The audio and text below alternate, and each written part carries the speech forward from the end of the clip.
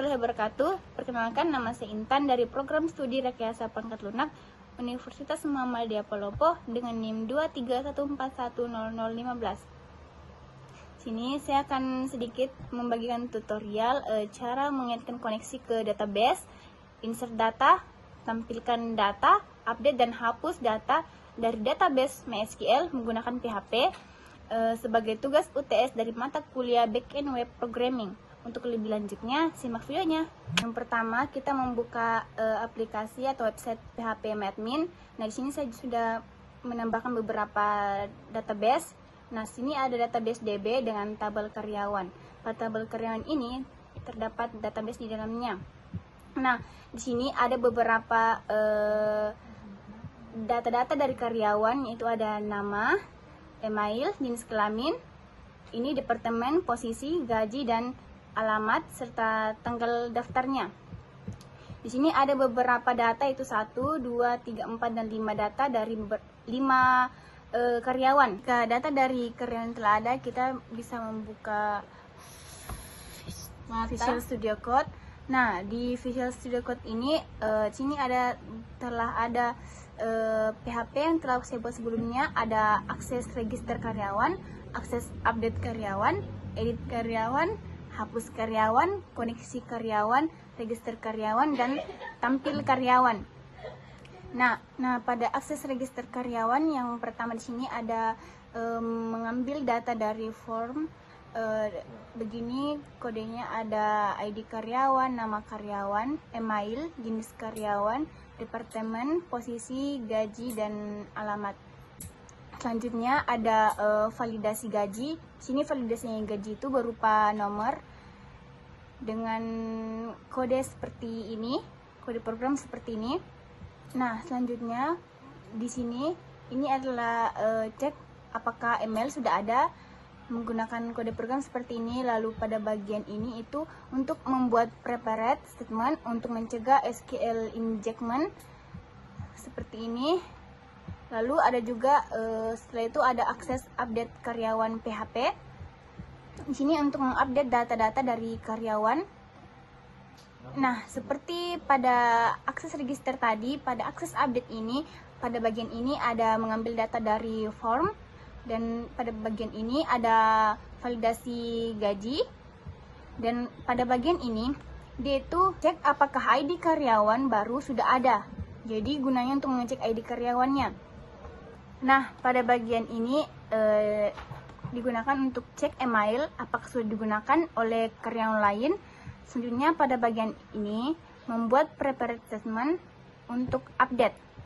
Nah, selanjutnya, pada bagian akhir ini digunakan untuk mengeksekusi query. Nah, pada edit karyawan, pada bagian ini itu kita mengecek apakah ID karyawan tersedia, dan pada bagian ini kita mengambil data karyawan berdasarkan ID-nya. Jadi data karyawan yang kita ambil itu kita lihat dari ID-nya. Setelah itu di sini ada text style dari from edit karyawannya. Nah, selanjutnya kita masuk pada hapus karyawan. Pada bagian ini kita memeriksa apakah ID karyawan tersedia. Setelah itu lanjut pada bagian ini itu mengambil data karyawan berdasarkan konfirmasi. Dan pada bagian ini kita membuat prepared statement untuk delete, jadi untuk menghapusnya. Setelah itu adapun ini pada bagian ini yaitu eksekusi query, jadi digunakan untuk mengeksekusi query tersebut. Nah, kita lanjut pada koneksi karyawan. Yang pertama ada membuat koneksi dengan kode seperti ini, ada new SQLi, server name, username, password, dan DB name. Itu diambil pada bagian pertama ini. Selanjutnya ada memeriksa koneksi dengan kode seperti ini. Kita lanjut, ada register karyawan. Nah, pada bagian register karyawan di sini ada stylenya, yaitu untuk mengatur tampilan formnya nanti yang akan kita buat. Ada warna, text alike-nya, dan marginnya juga ada, paddingnya, dan font size-nya. Selanjutnya pada bagian bawahnya terdapat teks-teks atau inputan yang kita masukkan untuk karyawannya mengisi ada nama lengkap, email, jenis kelamin, departemen, posisi atau jabatan, gaji, alamat, daftar karyawan, dan lihat daftar karyawan. Pada bagian atas ini yaitu query untuk mengambil data karyawan dengan sorting berdasarkan namanya, dan adapun style untuk tampilan formnya nanti seperti ini. Selanjutnya untuk melihat hasilnya, kita bisa masuk ke sini.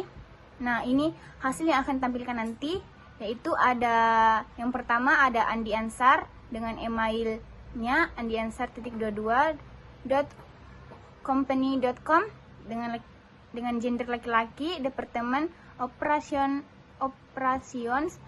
posisi operation manager dengan gaji 11 juta dan alamat dan lain-lainnya.